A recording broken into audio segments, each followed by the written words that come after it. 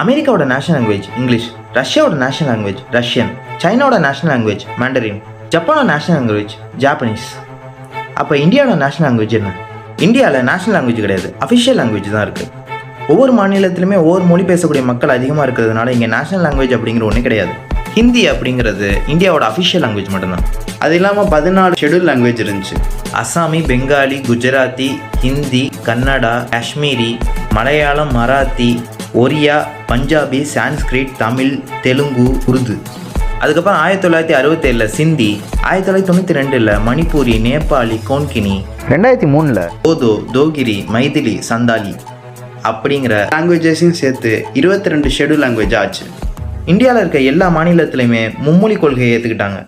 ஆனால் ஒரே ஒரு மாநிலத்தை தவிர ஹிந்தி தெரியாது போடா, which means I do not know Hindi. அரசியல் ரீதியாக ஹிந்தியை நேஷனல் லாங்குவேஜ் ஆக்க பார்த்துக்கிருக்காங்க. இல்லை ஹிந்தி ஓகே எல்லாம் சொல்லலாம்னு நினச்சேன். அது நம்ம நேஷனல் லாங்குவேஜ் இல்லை, அது ஒரு அஃபிஷியல் லாங்குவேஜ். தமிழ்நாட்டில் உள்ள யாரும் ஹிந்தி எதிர்க்கலை, ஹிந்தியை கட்டாயமாக்குறத தான் நாங்கள் எதிர்க்கிறோம். இல்லை சார், முதல்ல ஹிந்தி படிக்க வேணாம் நம்ம சொல்லவே இல்லை சார், திணிக்க வேணாம் தான் சொல்லுவோம். வித்தியாசம். என் தாய்மொழி தெரியும், அவ்வளவுதான். அவருக்கு அவருடைய தாய்மொழி தெரியும். அத்தியாவசியம் கருதி எந்த மொழி வேணாலும் கத்துக்கலாம் இல்லையா? அத்தியாவசியம் இருந்தா கண்டிப்பா கத்துக்கலாம். இப்போ அத்தியாவசியம் இல்லாம நம்ம ஹிந்தி, சமஸ்கிருதம் எல்லாம் கத்துக்கணும் தேவையே இல்லை. என் பொழப்பு ஜப்பான்ல இருந்தா ஜப்பான் மொழியை நீ வேண்டானாலும் நான் கத்துக்குவேன். என் பொழப்பு கேரளாவில் இருந்தா நீ வேண்டானாலும் நான் மலையாளம் கத்துக்குவேன். அதுதான் உண்மை. இது நீ ஹிந்தி கத்துக்கிட்டாலும் சமஸ்கிருதத்தை கத்துக்கிட்டாலும் சரி, எனக்கு சரி சமஸ்கிருதத்தை கத்துக்கலாமான்னு ஒரு ஆர்வம் வந்தது. அப்புறம் யாருமே மனுஷனுங்களுக்கு தெரியாதாமா அந்த மொழி இருக்கிறாங்க, யாரும் தடுக்கல.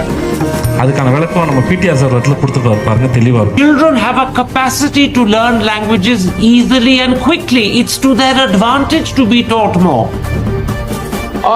I'm so glad. How many children in Uttar Pradesh know 3 languages? How many children in Bihar know 3 languages? How many children in Uttar Pradesh know 2 languages?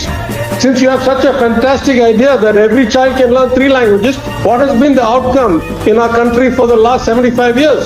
What percentage of our children are spectacularly good at 2? Let's start then with 3. What do you mean children are spectacularly good at learning? Where have been the outcomes to show any of this to be true? We are very clear. We want a 2-language formula. It is both ethnically, culturally, and economically a sophisticated approach that has yielded us spectacular results.